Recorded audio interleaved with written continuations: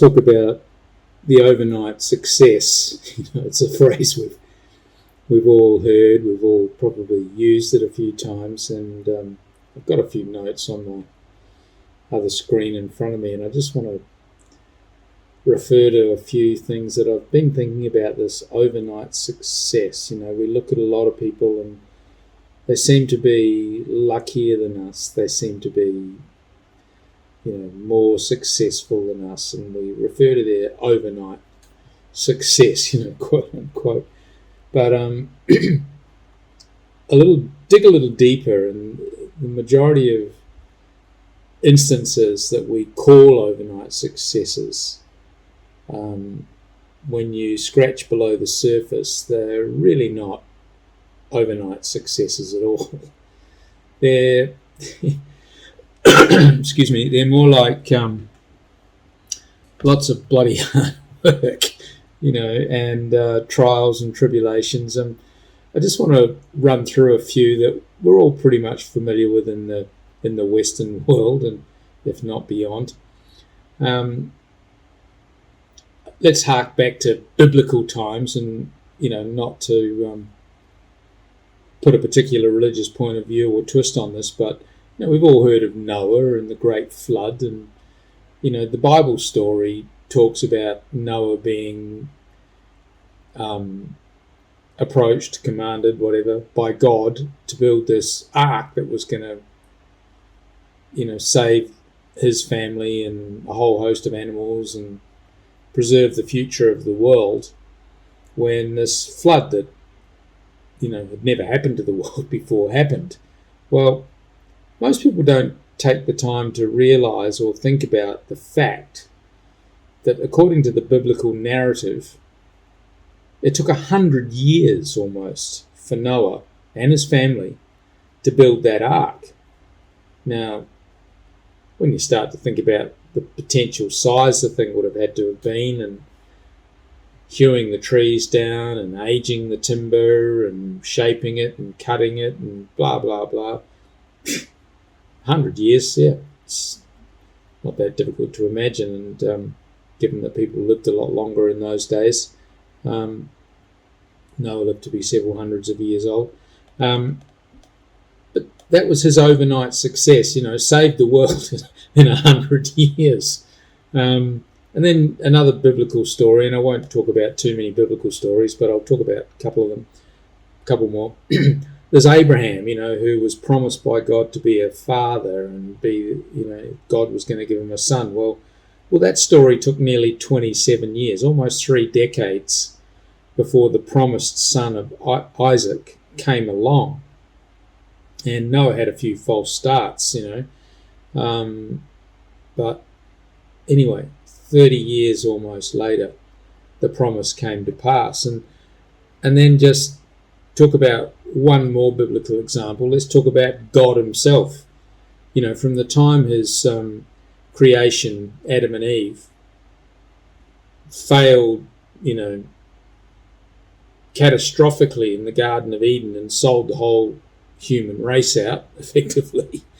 It took God 4,000 years to save the world, to bring Jesus to the scene and implement his plan of salvation. That was a 4,000-year journey. I mean, that's hardly an overnight success. And then let's bring it into the modern era and talk about guys like Colonel Sanders, who, didn't succeed with what was then Kentucky Fried Chicken and today's KFC.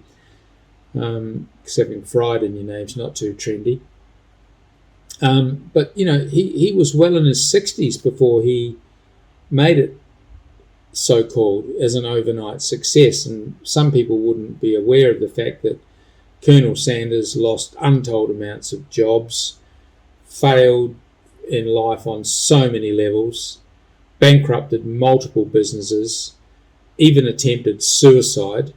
And by the way, so did Johnny Cash. And, so did Walt Disney. And so did Mike Tyson and Lady Di and Liz Taylor and Eminem and Billy Joel and Oprah and Drew Barrymore and Elton John and Halle Berry and Martin Luther King Jr. and many, many more before they had their overnight success.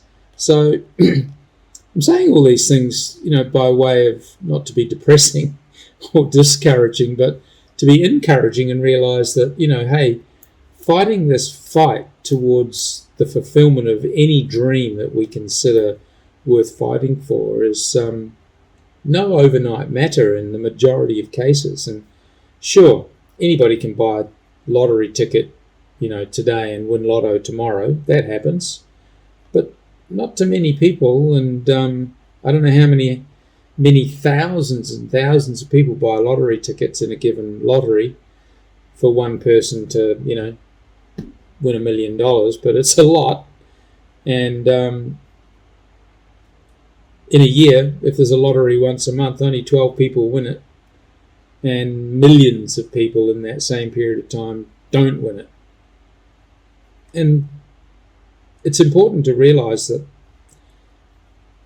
if you really believe in something, you've got to fight for it, and you're going to fail a lot of the time. You're going to have a lot of disheartening experiences, and if it's a business project or an artistic project or some other, commercial sort of enterprise that you're trying to make happen, the majority of people you talk to, if you're not a success within, a relatively short space of time or whatever other people consider to be a reasonable space of time, they're going to start, in many cases, railing on you, or at least casting doubt on, are you sure you got this idea right?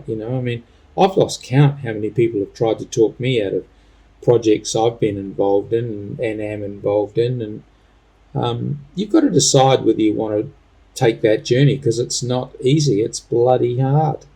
I speak from much experience as, a man in his sixth decade, and more than halfway through that sixth decade. It's not easy.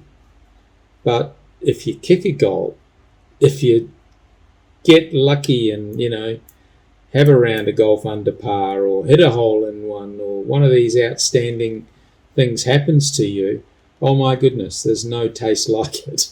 And I've had a few in my time, and I've had many failures. And I can tell you that one great success drowns all previous failures.